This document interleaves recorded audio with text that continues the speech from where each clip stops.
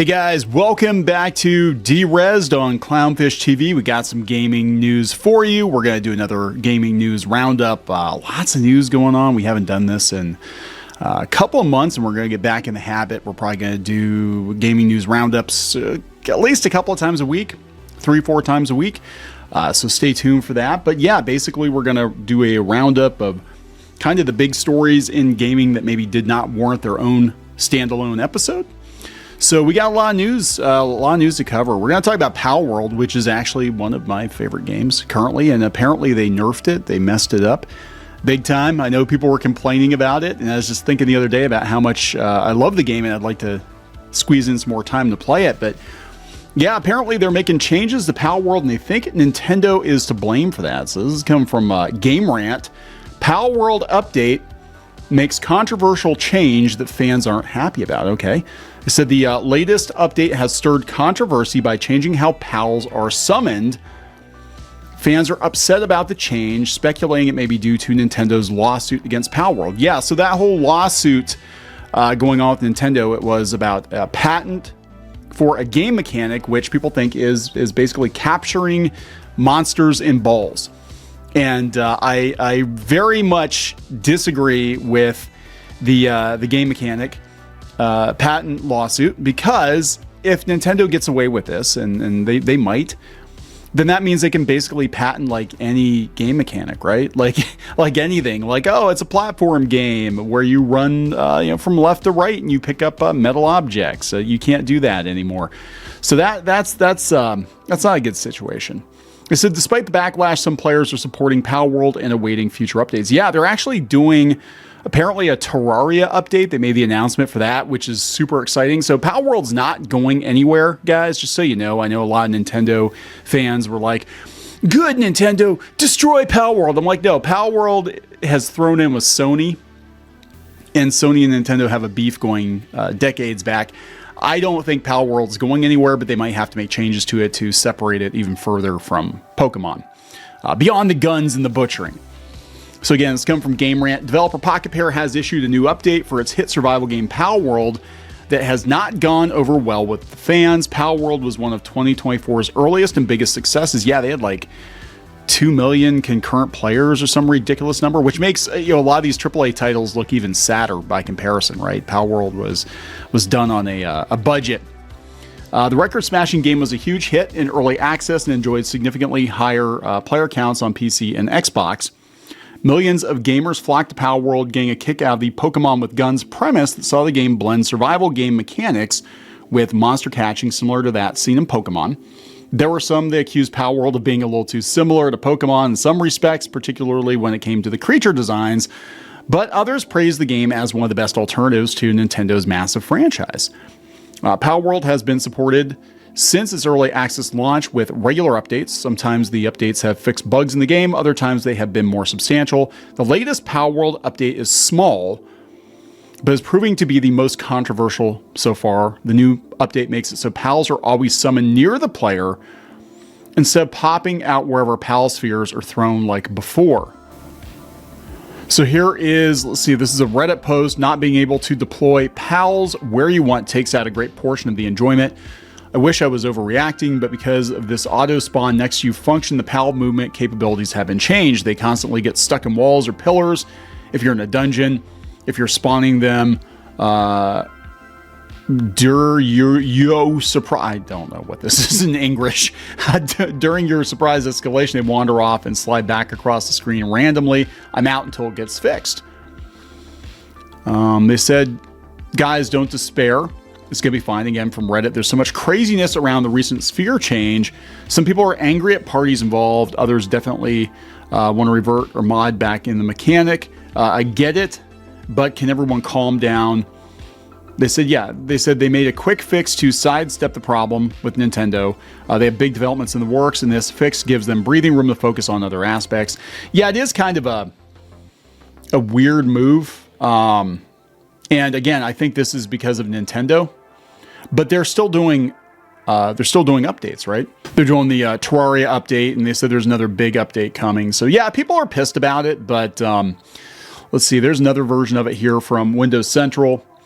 They said the latest Palworld update breaks the game and everyone is blaming Nintendo. They said everybody's pointing fingers at Nintendo, blaming the legal battles for this latest move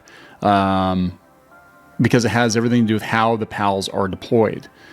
The notes for 0.3.11 are simple. Player change the behavior of summoning player-owned PALs, so they're always summoned near the player.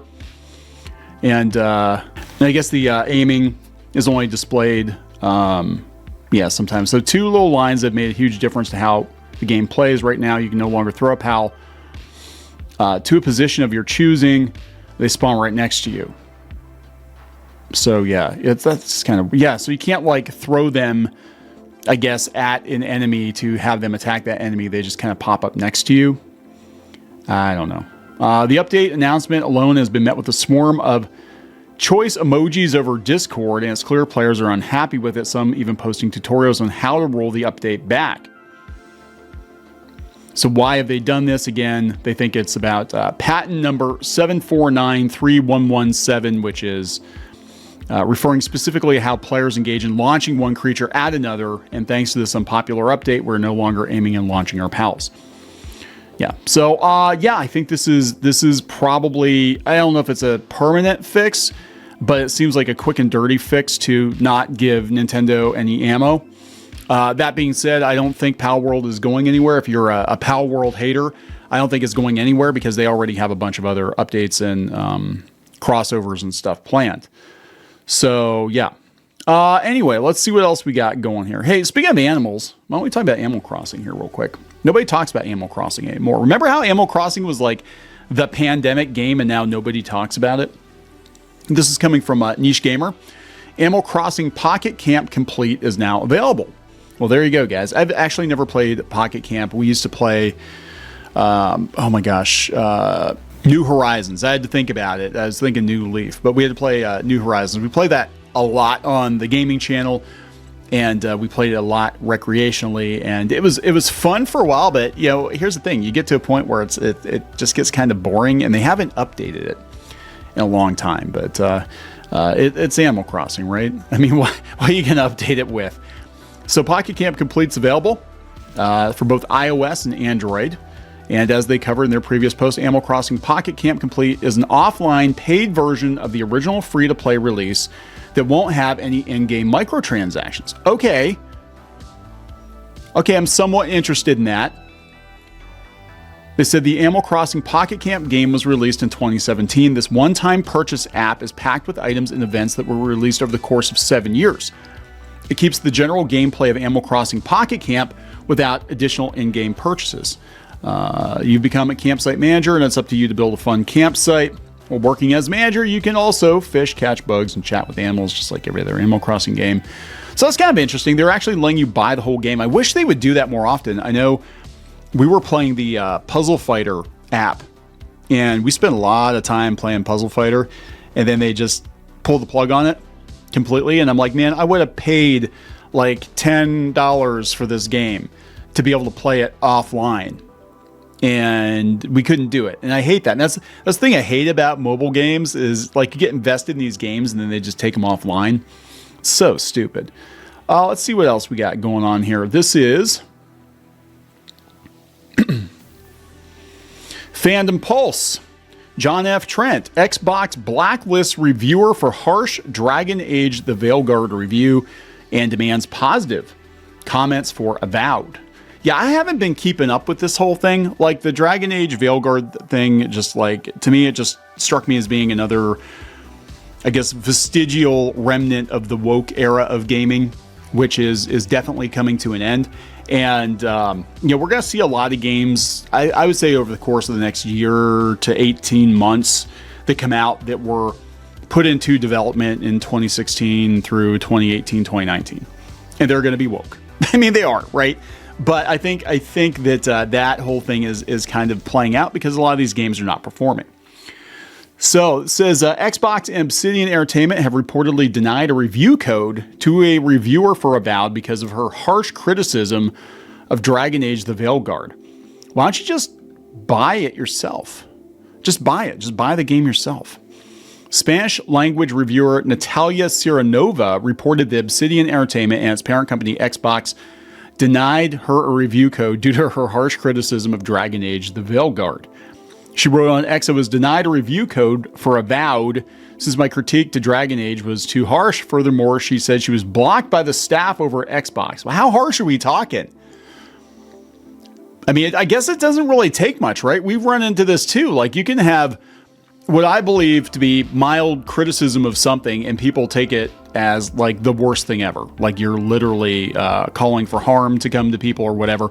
And I don't agree with that. I mean, you can say your movie is dog shit, the whole thing is stupid, but people now are so thin-skinned that if you call out their product, their book or game or movie or whatever, they take it personally. And I understand you put a lot of blood, sweat, and tears into this thing, but then they take it another step further and they're like, well, I'm just going to blacklist you from the industry. It's like, yeah.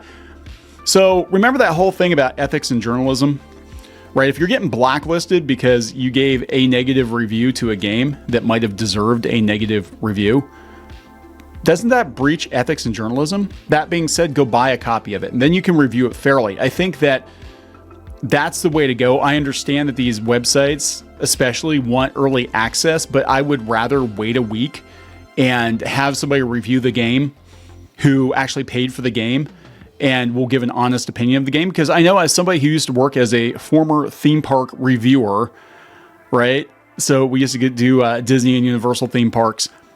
They don't like you saying bad things when they just gave you like thousands of dollars in free trips. I'm just saying, like, that we learned the hard way.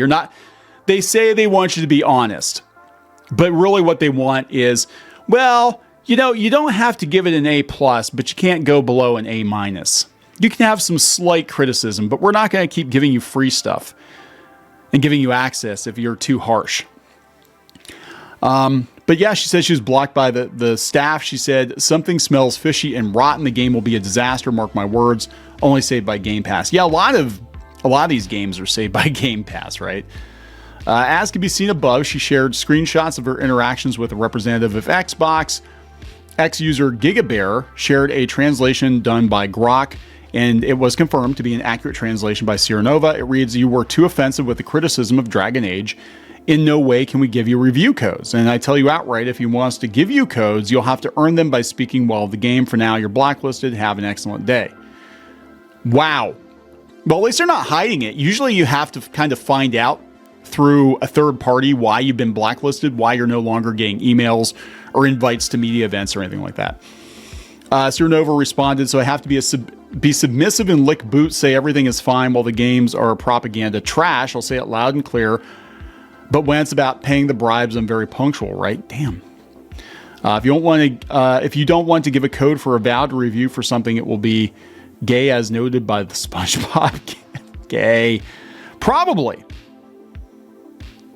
Apparently, she roasted Dragon Age: The Veilguard at the end of October, like everybody else was doing, after she alleged to have gotten a review code of the game by lying to BioWare and informing them that she was non-binary. Wait, that's the only reason they gave you a code? Is you said you're non-binary? What does that have to do with anything? Right? What does that, because that's the target audience, I guess, now. But what does that have to do with anything?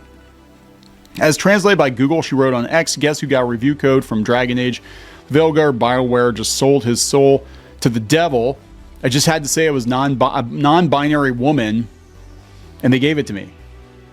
Wow. Well, I mean, here's the thing, though. If you're going into it, okay, now I'm kind of torn, because I'm like, if you're lying to get a code, unless she actually identifies as non-binary, but if you're lying to get the code, then you're not going into it with an open mind, right? So your review's already going to be biased. But that being said, I don't think it's right to blacklist people who gave a negative review of the game. I think you should just buy the damn game, and then you don't have to be beholden to anybody. Yeah, so she had a pretty scathing review, and it's just all, she claims all LGBTQ plus, IA plus, ultra, up, down, left, right, representation. I don't know. I haven't touched this game. I have no desire to touch this game. I don't want to play this game. I don't really care. But there you go, guys. Apparently, allegedly, Xbox will blacklist you if you don't say nice things. So what else do we got here? This is coming from Eurogamer. UK counter-terrorism unit demands Steam withdraw controversial shooter from sale. What's this about? We've received a request from authorities in the UK to block the game and have applied such country restrictions. So Valve has removed a game from its British Steam storefront following a request from the UK's counter-terrorism unit. Oh, so this is that. Okay, this is the Free Palestine shooter something, and I cannot pronounce it. I'm not even going to attempt to pronounce it because I'm going to butcher it. But it's the Israeli and Palestinian conflict from a Palestinian perspective.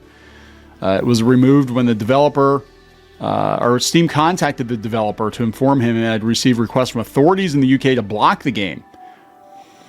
It said it was released in 2022. The game was updated to include content reflecting aspects of Hamas's 7th of October terrorist attacks. Yeah, that's probably, it's weird because Steam doesn't ban games very often. I mean, I think I can personally count on one hand the number of games that have gotten banned, and it's usually like very egregious content. But they're even like, yeah, but they probably wouldn't have banned it if they hadn't been contacted by the UK authorities. A trailer for the update shows fighters that appear to be from Hamas landing in an Israeli base, graphically executing soldiers. Ouch. No pun intended, but you know what I'm saying. Yeah, like this is a very sticky situation here. I know we had an issue. We played Coronavirus Simulator. I think it was Coronavirus Simulator, and YouTube wouldn't even let us run the gameplay video at first because this was early COVID, and they were so afraid of even talking about COVID that we couldn't even play the damn video. So we had to put it on other platforms, and eventually we were able to put it on YouTube. But I don't even know if it's monetized or not. But they were like completely losing it. Yeah, but they were anyway. Steam was contacted by the authorities. They said we were contacted by the Counter-Terrorism Command of the UK, specifically the Counter-Terrorism Internet Referral Unit, CITERU. As with any authority for the region, it oversees and governs what content can be made available. We have to comply with their requests. So yeah, it wasn't like they chose to do it because it was up for like 2 years. It was they were contacted by a government. They said the region lock of my game in the UK was clearly due to political reasons. I don't blame Valve or Steam. The blame is on the UK government and authorities that are pissed off by a video game. On their flawed logic, the most recent Call of Duty, Black Ops 6, should be banned as well. You play American soldiers and you go to Iraq to kill Iraqi people. Yeah, well, nobody's complaining about it from the government, I guess. You know what I'm saying? So yeah, it's basically Palestinian Max Payne on steroids. That's how it describes itself. So yeah, they'll pull your game down if they get complaints from the government. Let's see here. What is this about? This is, speaking of lawsuits and junk, this one's coming from PC Gamer. The antitrust lawsuit against Steam is now a class action lawsuit, and that could have big repercussions for Valve. Uh-oh. So since we're talking about Steam and lawsuits, I said this lawsuit was filed in 2021.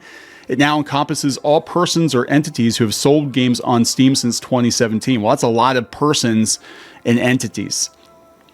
The antitrust lawsuit filed against Valve by Wolfire Games in 2022 has now been certified as class action, and that could be a real headache for Valve. Instead of applying only to Wolfire and Dark Cat Studios, the action will now apply to virtually anyone who's sold games on Steam since 2017. Overgrowth developer Wolfire originally filed a lawsuit against Valve in April of 2021. I vaguely remember hearing about this, contending that Valve uses Steam's dominance in the PC gaming marketplace to suppress competition and extract an unfairly high cut of sales made through the store. The case was dismissed in November of the same year, but Wolfire was given 30 days to amend and refile its complaint, and it brought it back to life in 2022. In July of that year, Wolfire's suit was combined with a similar antitrust lawsuit filed by Dark Cat. The suit has ground on through various bits of legal wrangling since. Ground on, I get it. But this latest decision is interesting because it broadens the action to include, well, just about everyone. So the ruling certifies that the class as all persons or entities who directly or through an agent paid a commission to Valve in connection with the sale or use of a game on the Steam platform on or after January 28th, 2017. So the commission is Valve's cut, which is 30%, and it drops to 20% as sales increase. Sounds like the Apple tax. I didn't think that, I did not realize that Steam's cut was that high. Valve defended the percentage as industry standard when Wolfire's lawsuit was filed, but that's no longer the case. The Epic Game Store and Microsoft both take 12% of sales made through their stores. Yeah, that's way higher than I thought it was. I'm going to be honest. I didn't think it was that high. I thought it was like 10%, 15%. Especially since so many of the games on Steam are so cheap. And they always have sales where you can get games for like $2 or $3. I'm like, man, they're making like nothing on this game at that point. There's still a long way to go before it's settled. The class action certification means if Wolfire and Dark Cat eventually prevail, Valve could be on the hook for a lot of money and compensation payments. Speculatively, that might be enough to inspire some fresh thinking about Steam's revenue share policies. Yeah, Steam prints money, man. I mean, Steam, like, Gabe's got insane amounts of money, and I know there's talk about, was it Microsoft wanted to buy them? Somebody wanted to buy them. And they're like, yeah, I don't know if they could afford to buy them. But yeah, if they get hit with this, I don't know. That might drop their value some. I don't know. I mean, people were always filing class action lawsuits. So speaking of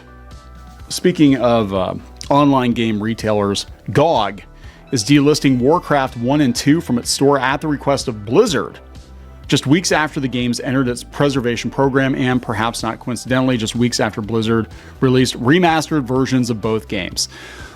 I hate that they do this. Like, I want the original versions of the games, the unaltered, unedited, uncensored versions of the game. And Warcraft 1 and 2, and especially 2, I played the shit out of that game. Like, Warcraft 2 and Diablo 2 were my so yeah, late 90s, Warcraft 2, Diablo 2, and definitely Ultima Online, and weirdly enough, Shadow Warrior. I used to play that all the time, but they were like my default PC games. Like, if I was going to go play a game on the computer, it was going to be like one of those games. And I've got so many hours into Warcraft 2. I didn't even realize they were on GOG. And yeah, they were part of the preservation program, and now they're not. That's freaking weird, man. I hate that they're doing that. I really do. Yeah, so here's the story from IGN. GOG delisting Warcraft 1 and 2 at Blizzard's request. Promises continued support and a discount in the meantime. The CD Projekt owned storefront announced the two games will be delisted on December 13th at the publisher's request. Those who own them through GOG can still expect a seamless experience and tech support that will preserve their experiences for years to come. I don't have them on GOG. I might want to buy them. Can I buy them now? They're delisting them on December 13th.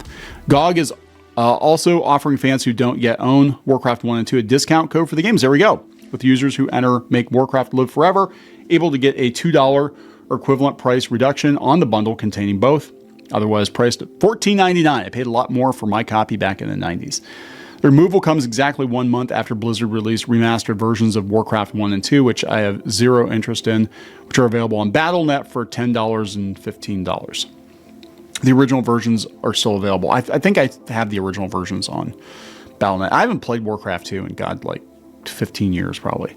The GOG preservation program was announced in November as a means to ensure the longevity of over 100 games such as Fallout New Vegas, Witcher 2, Resident Evil, more Warcraft 1 and 2 are on this list, and GOG has used their delisting as an opportunity to make clear it will continue to support preservation program games even if they're removed from sale.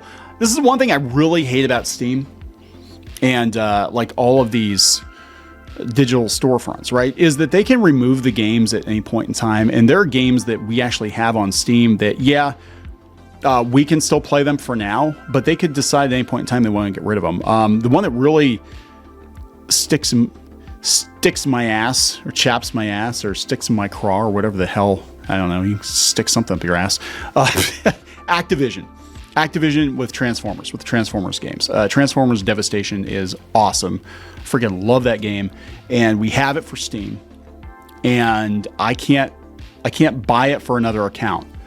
So it's on our old account, and it's basically like, it's just, yeah, it's been delisted for years now, but it's such an amazing game. Should play that on the channel. Yeah, once a game joins this program, we pledge to maintain its compatibility even if it gets delisted from the store. This means the owners of those titles can still expect a seamless experience and tech support. This also considers potential changes in Windows that may impact games playability. Just Windows in general just impacts games playability. So there we go, guys. It's getting delisted. And yeah, I think we're going to wrap it up. I got a lot of news. Got a lot of news in this episode, guys. So please subscribe to the main Clownfish TV channel for more standalone, de-rezzed video game news. Listen to the audio version wherever you find audio podcasts. We'll be there. You can watch the 24/7 stream. We're going to start that up again on the Clownfish Gaming channel, possibly Rumble as well. And you can go out to clownfish-.com or clownfishtv.locals.com to help support the Reef and get exclusive content that you won't get anywhere else. We're going to be posting some episodes early over there, so check us out. Thank you so much for listening, guys. We will talk later.